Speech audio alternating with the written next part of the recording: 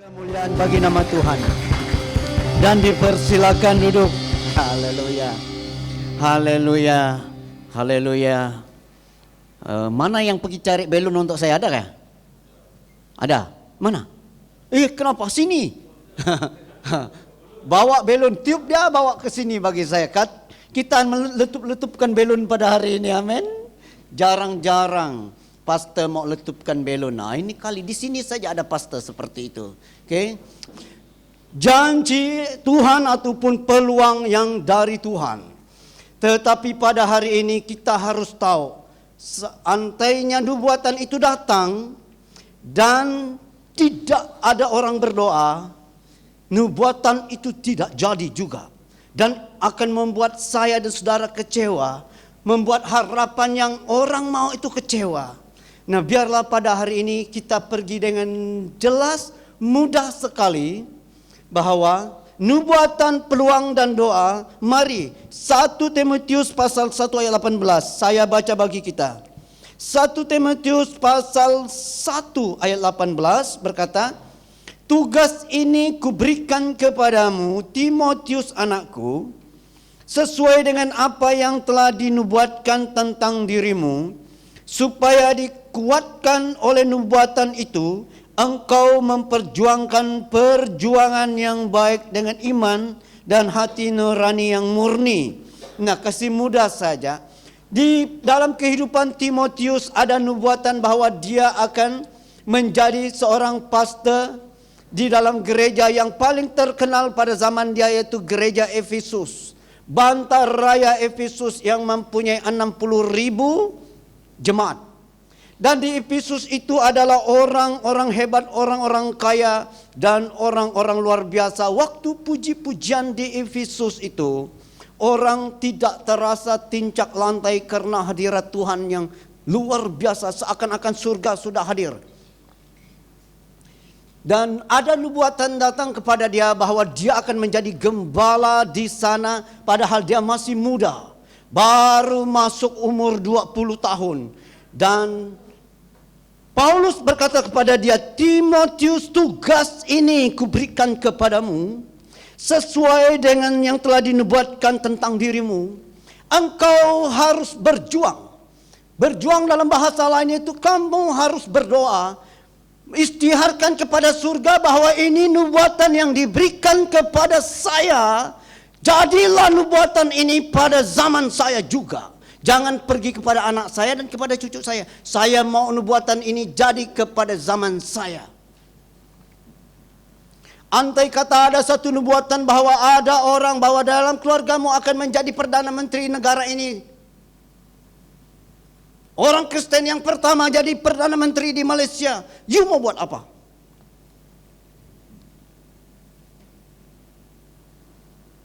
Bingung, terkejut dan tidak percaya.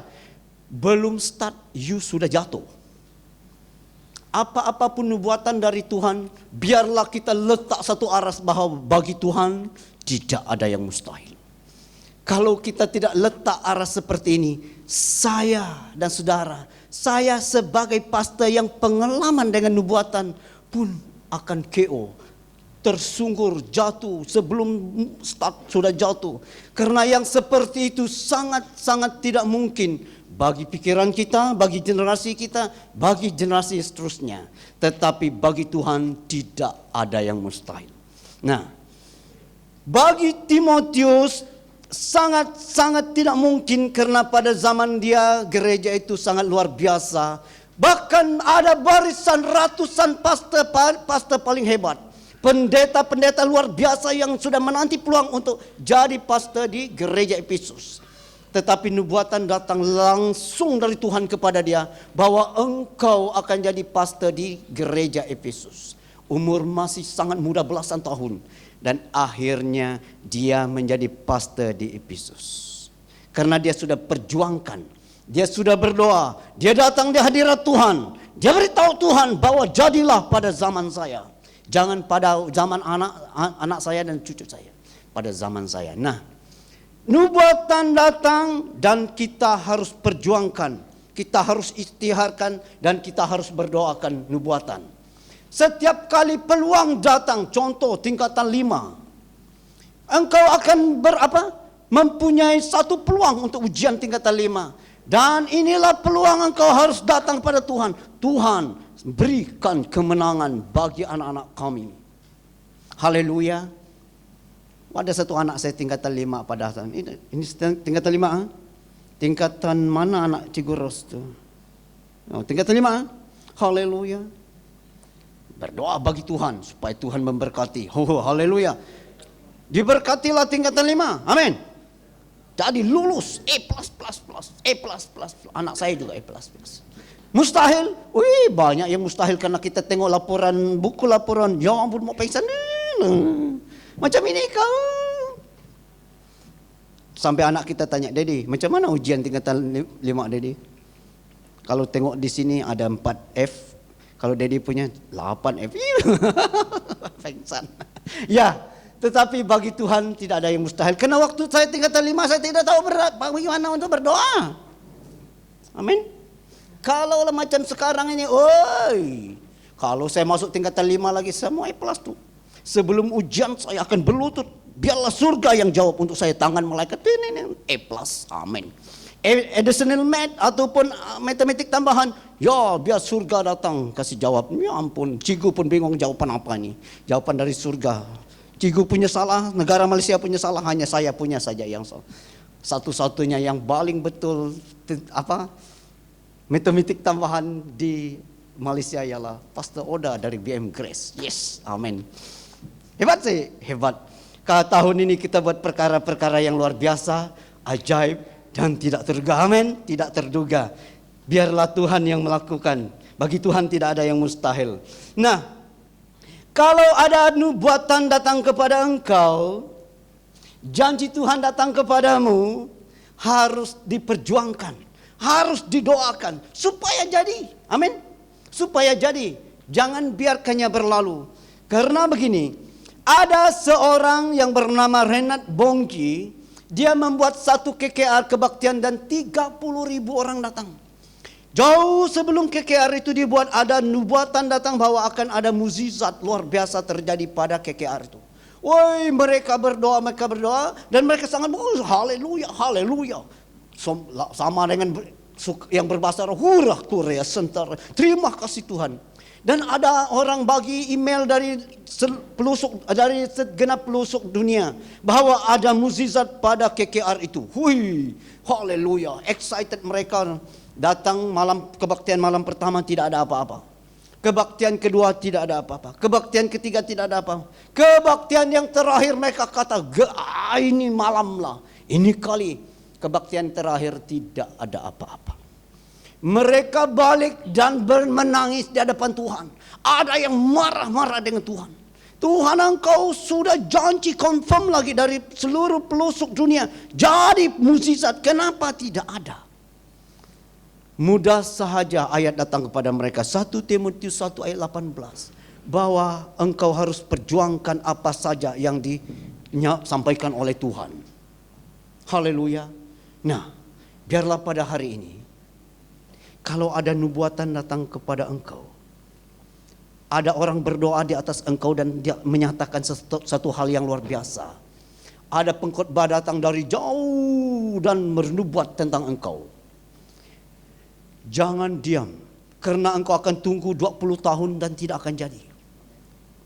Biarlah pada hari ini engkau istiharkan saja. Tuhan, sesuai dengan ayat ini, aku berikan tugas ini kepadamu, kata Paulus. Nubuatan yang datang kepada engkau itu engkau harus perjuangkan. Macam mana perjuangkan? Ya berdoalah. Satu-satunya cara datang di hadirat surga yang memberi nubuatan itu, yang akan menyelesaikan nubuatan itu ialah surga. Dan satu-satunya jalan datang pada dia apa? Doa. Mintalah maka engkau akan diberi.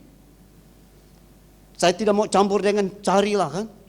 Karena minggu-minggu seterusnya kita akan pergi ke bahagian carilah, maka engkau akan mendapat lebih dahsyat, lebih jelas, dan engkau akan lebih yakin dalam hidup. Engkau akan terobos saja segala sesuatu pada minggu-minggu akan datang.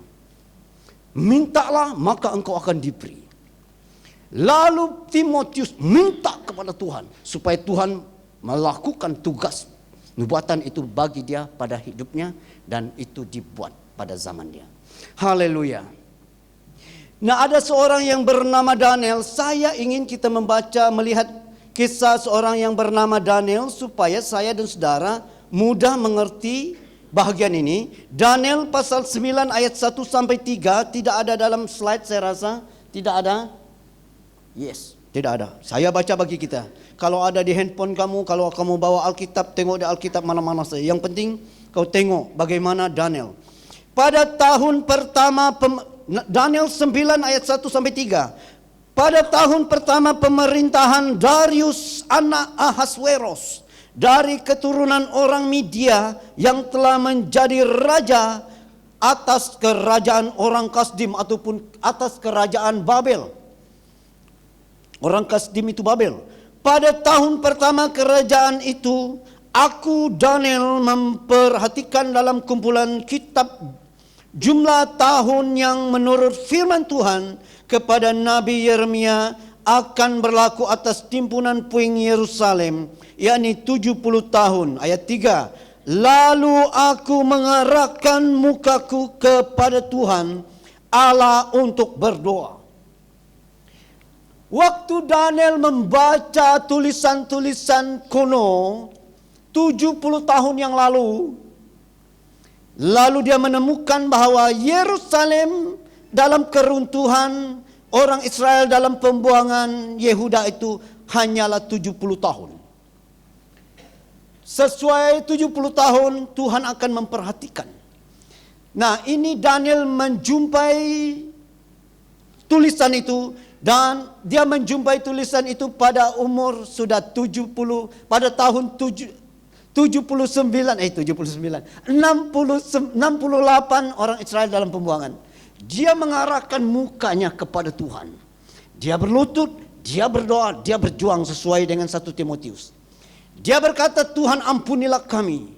Dan biarlah engkau memperhatikan timbunan puing Yerusalem dan pulihkanlah. Ada orang berdoa, ada orang berjuang. Haleluya. Nah, ini kelebihan bagi para pendoa. Ada dalam gereja. Sebenarnya kita semua pendoa, amin. Haleluya. Semua kita pendoa, hanya labelnya rajin berdoa, kurang rajin dan tidak rajin. Ya, itu saja. Macam kita makan kolomi, rajin, semua makan kolomi, rajin makan kolomi, kurang rajin dan tidak makan kolomi. Haleluya. Sama saja. Dan rajin berdoa, kurang rajin dan tidak rajin. Lalu Daniel berjuang kepada Tuhan. Nubuatan sudah datang lengkap dari Allah, dari seorang nabi, dan harus ada orang berdoa. Karena begini, orang-orang hebat dalam dunia ini, John Wesley, siapapun dia, Charles Finney yang melihat kebangunan rohani paling banyak, dan Wigglesmith yang membangkitkan orang mati paling banyak dalam sejarah, dan dia meletakkan begini, Tuhan tidak dapat berbuat apa-apa. Manusia tidak dapat berbuat apa-apa tanpa Tuhan. Dan Tuhan tidak mau berbuat apa-apa tanpa manusia. Luar biasa juga. Malas juga dengar ini kan. Kita tidak dapat berbuat apa-apa tanpa Tuhan. Ya, hanya untuk makan kolomi boleh lah. Tuhan tak perlu tolong engkau makan kolomi. Suap, keterlaluan betul. Princess, raja apa? Putri dari negeri Korea pun tidak sampai macam itu. Dia sendiri juga makan. Tidak ada orang suap putri. Tak ada. Kalau kamu keterlaluan suruh Tuhan suap kamu lagi, itu sudah keterlaluan tuh. Dan tanpa Tuhan kita tak dapat buat apa-apa. Berarti pekerjaan-pekerjaan besar, pekerjaan ajaib, pekerjaan luar biasa, tanpa Tuhan kita tak dapat buat apa-apa. Menyembuhkan orang sakit tanpa Tuhan tak dapat buat apa-apa. Brolin, you mau sembuhkan orang sakit, letak tangan terus sembuh? Maukah? Brolin, macam mana? Dengan Tuhan kamu akan boleh buat. Haleluya, haleluya. Si Jos, boleh Jos? Saya waktu saya pergi asap tuh, saya lihat ada satu orang macam badan Jos tuh. Saya tengok dia dari jauh, orang macam ini sejak purbakala dulu. Tuhan tidak pakai dalam hati saya. Mereka hanya mereka punya muscle. Tetapi waktu kebaktian komission ini, manusia ini luar biasa. Belum dia sampai tangannya kepada orang, terpelanting manusia luar biasa Tuhan pakai. So seperti Jos ini pasti Tuhan pakai luar biasa. Amin. Haleluya. Mana lagi? Sudah tadi kan rolling. Orang sakit tadi. Saya tahu hati-hati mereka di sini. Ada yang takut, ada yang Tuhan pastor mau sebut nama saya. Saya tak perlu sebut, oke? Karena jiwa dan hati kamu, kalau kamu sudah mau dari purbakala, Tuhan pakai engkau pada hari ini, sudah rilis sudah. Kuasa Tuhan datang kepada engkau dan engkau akan dipakai Tuhan sesuai dengan apa yang kamu mau sebelum ini. Haleluya. Haleluya. Nah, kalau kita lihat seperti ini, tanpa Tuhan kita tak dapat. Tetapi tanpa kita Tuhan tidak mau. Bukan Tuhan tidak dapat, dia tidak mau. Itu sebabnya kita datang pada Tuhan. Tuhan lakukanlah ini, dan dia akan lakukan. Tuhan seperti ini dalam nama Yesus dia lakukan. Tuhan tunggu ada orang cakap, ada orang berdoa, ada orang minta. Karena itulah nubuatan, peluang dan doa. Lalu pada waktu saya masih muda, ada satu mainan dalam zaman itu, yaitu orang kata itu kayu licin. Tahu kayu licin? Ada satu kayu yang dia angkat, dan di atas sana dia ikatlah semua barang-barang yang berharga. Cermin. Pada zaman itu cermin paling berharga. Cermin paling berharga. Cermin itu kecil ya. Diikat di atas sana. Barang yang kedua yang berharga ialah belacan. Besar ini potongan dia ikat juga. Dan 3 sabun. Tahu sabun? Ikat rambut perempuan. Apa lagi? Gelang. Garam. Garam pun jangan. Bicing. Apa bicing? Ajinomoto. Semuanya berharga pada zaman itu. Kalau sekarang lain. Harga yang sekarang memang berharga. Di atas sana 500 ringgit. Kalau suruh berebut, kalau you sudah sampai di atas sana, you mau ambil apa? 500 kah atau cek 1000? 500, cek 1000 tak mau? Tidak, itu original semua tuh. Karena waktu sampai di atas sana, mesti ambil satu aja, you turun, satu aja. Nah, kalau sekarang, kalau naik di atas sana, saya tahu siapa orang akan mati-matian, memang seakan-akan memang minta perang dunia orang itu akan naik tuh. Saya tahu, tak payah sebut nama, tak payah. Kita tahu siapa dia, semua tahu, harus semua tahu. Paham kawan sama kawan. Kalau Yunis di atas sana, mana Anwar? Pasti dia sewa helikopter tuh ambil you di atas. Kan berharga kan? Nah, mainan ini seperti itu. Tiang licin dan digosok dengan minyak babi hutan. Oh, itu licin sekali tuh. Kalau hanya minyak kacang, kurang tuh. Minyak kacang senang saja tuh.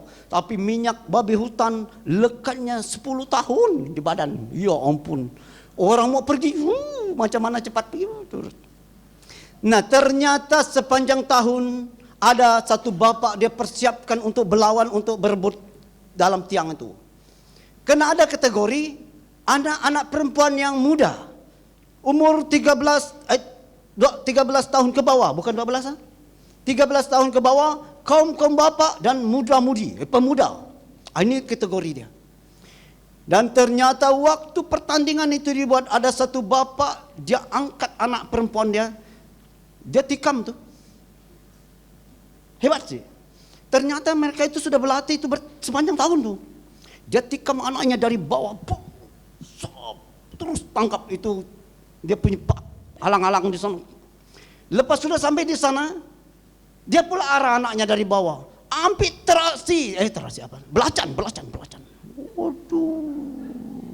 Ternyata mereka sekeluarga sejak mereka kecil sampai umur seperti itu tidak pernah makan belacan. Itu paling berharga, susah betul mau dapat tuh. Dan itulah yang anaknya ambil dan turun. Oke? So, begitulah hidup pada hari ini. Ada nubuatan dan bagaimana untuk ambil. Nah, mana tuh, apa nama tuh? Mari, berapa banyak? Tiup semua. Banyak nubuatan terhadap gereja kita ini. Tiup semua, bawa sini. Oke. Bawa semua belon sini. Karena banyak nubuatan bagi gereja kita. Banyak sekali. Siapa mau tolong tiup? Tolong tiup. Kalau yang tolong tiup itu kira-kira malaikat dari surga mereka tuh. Bagi satu dengan Emmanuel, satu dengan itu. Belon dengan saya. Suruh mereka tiup. Tuh, Berolin tiup melon tuh.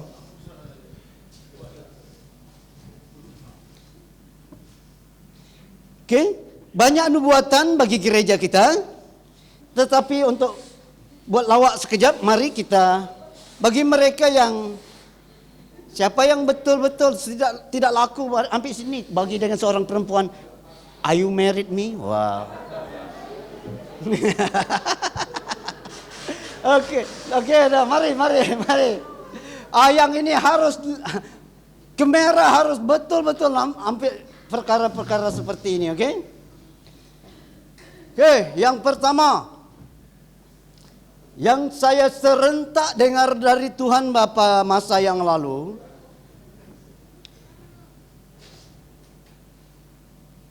orang dari Limpang, oke, dari Limpang. Orang dari Limpang coba angkat tangan.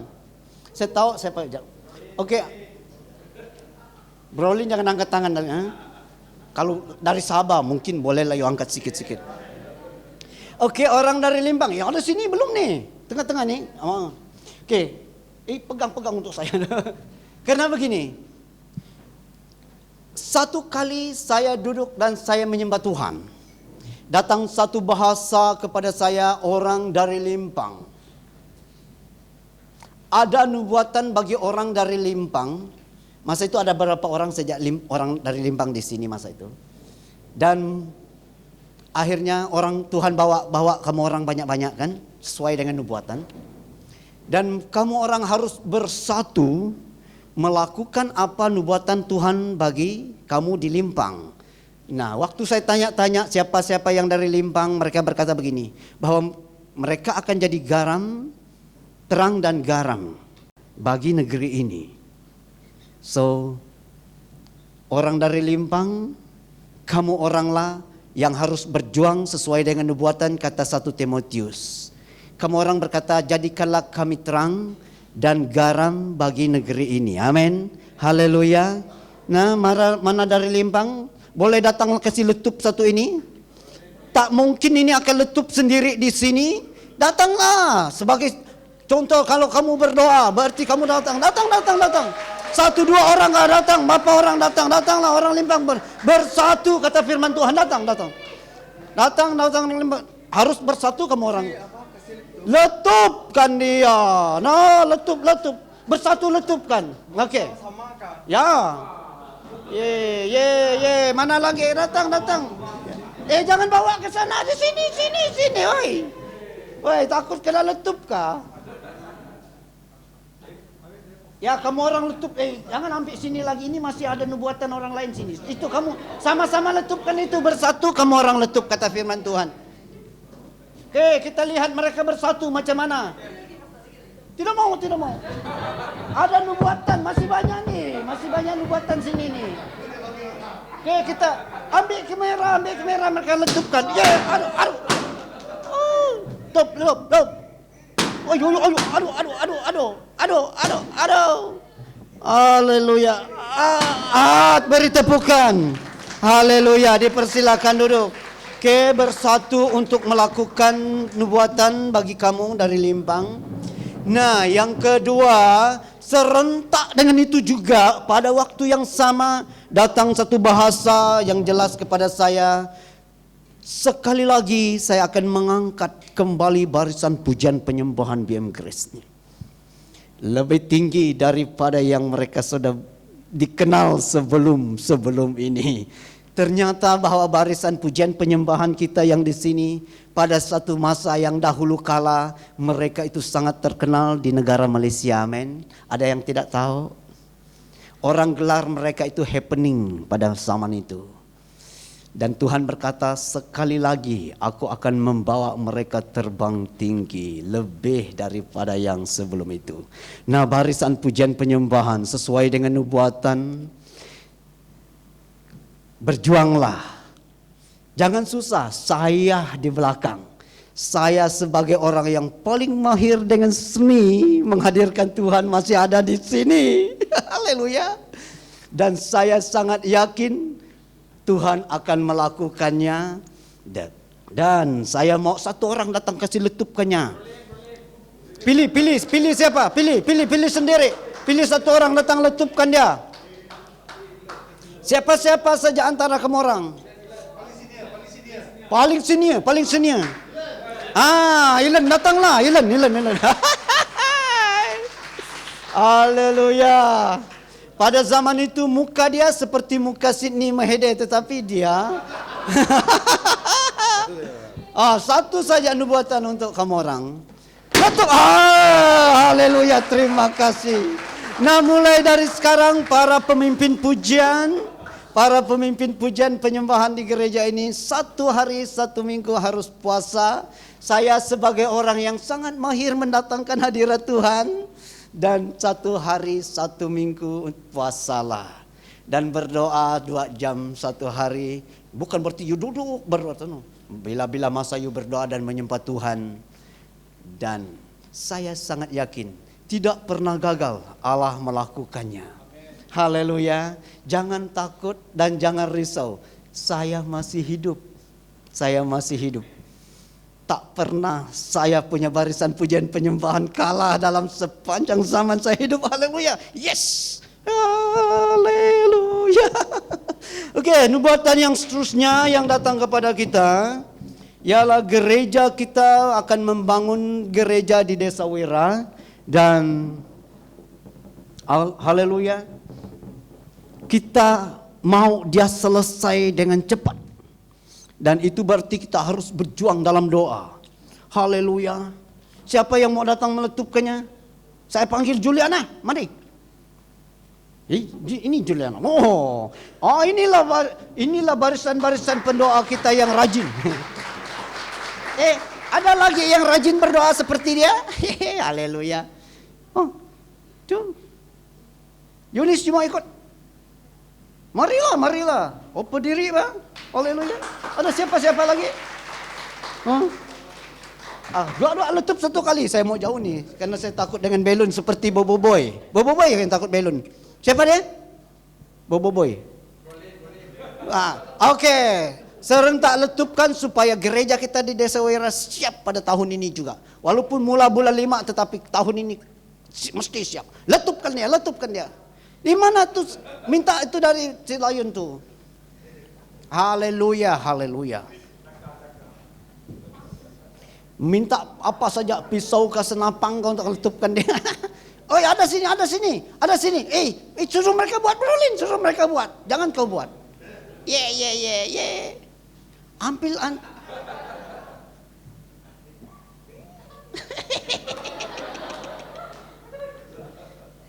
ada pisau. Pisau kita apa namanya? Gunting. Aduh. Haleluya. Nah, begitulah doa-doa kita. Kita berjuang supaya Tuhan melakukannya. Amin. Tanpa Tuhan kita tak dapat buat apa-apa. Tanpa kita Tuhan tidak mau buat. Nah, bila mau selesaikan gereja itu, kitalah doa supaya Tuhan buat. Haleluya, Tuhan menyelesaikan. Nah, yang terakhir, haleluya, saya yang akan tutup nih nanti. Bawa sini lagi, bawa. Ini masih ada. Semua kah? Oh, tidak apa.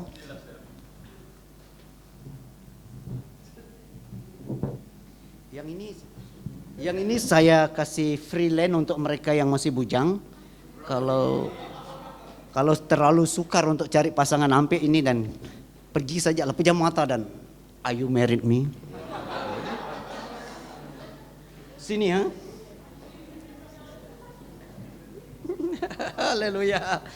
Nah, ada nubuatan sejak purbakala, sejak saya masih muda lagi.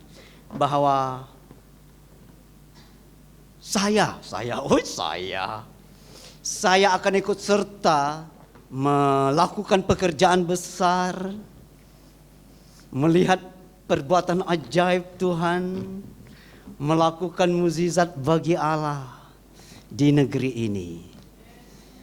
Dan itu sebabnya saya sangat excited dan bertahan sampai hari ini. Dan saya lihat satu persatu pekerjaan Allah itu terjadi. Dan saya mau melihat lagi sampai dia selesai. Negeri ini akan dimenangkan oleh Tuhan. Dan bagi gereja BM Grace, kita ini akan menjadi influence the region. Apa bahas macam mana mau sebut? Karena Sarawak dan Sabah disebut region baru-baru ini, dan sejauh sebelum itu sudah Tuhan beritahu bahwa gereja BM Grace akan influence the region. Okay. Negeri inilah tuh, dengan sampai ke Sabah, Berlin. Sabah itu negeri kita juga kan. Haleluya. Dua negeri jadi satu kan. Sun kah tuh pun macam mana ini? Masih jauh kah? Sun. Haleluya. Nah, ini bagi dia.